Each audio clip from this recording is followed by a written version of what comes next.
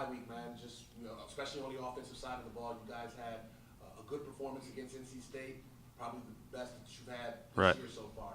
You had that to kind of work off of during these 2 weeks to get prepared for Maryland. So, what were you guys able to accomplish? Yeah, well, the bye week gives you that first week to kind of go back to the fundamentals of everything, get back down to the basics, some stuff you haven't really gone over within the past 6 weeks of games. So kind of use that first week to get back down to the fundamentals, and then in the second week, really, the coaches have already been preparing for Maryland for a while, so then we'll have that time to start talking about them, and watching their film. So, talk to me about the offensive line and how far you guys have come from the beginning of the season to this point now. Oh yeah, well, I think we've come a long ways. We're a really competitive group, so I think that helps a lot. The offensive line doesn't get a lot of glory in the press and everything, but within the offensive line, we compete a lot on knockdowns, cuts, stuff like that. So I think we've come a long ways. We've changed our scheme up a little bit, and we feel like we're in a comfortable spot right now. I have a curious question for you guys.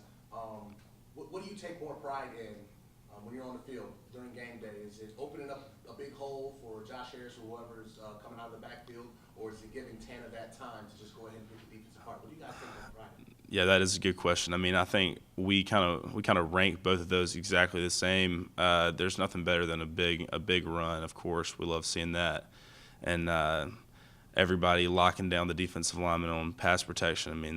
That's just as good, and we get rewarded pretty much exactly the same for both. So I enjoy seeing both on film for sure. What has been the biggest difference that you see on film from the Presbyterian game to the NC State game? What is the biggest difference you see?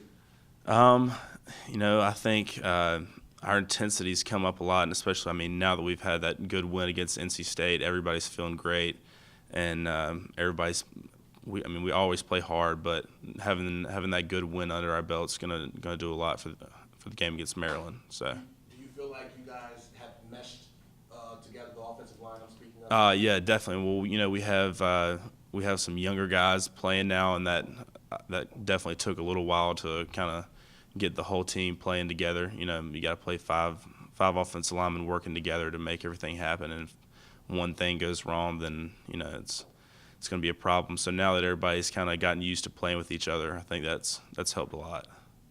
Talk to me about the Maryland defense, what you guys are seeing on film with them, what they'll be bringing to BB&T. Right. Well, we like I said last week, we didn't really watch quite as much Maryland film. We've just started to really get down to them.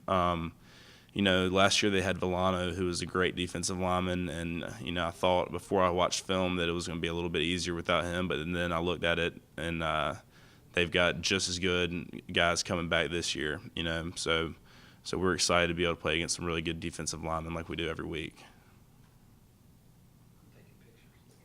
Whit, I want you to brag about yourself a little bit. Talk about the relationship of the center and the quarterback. Right. Why it's so important.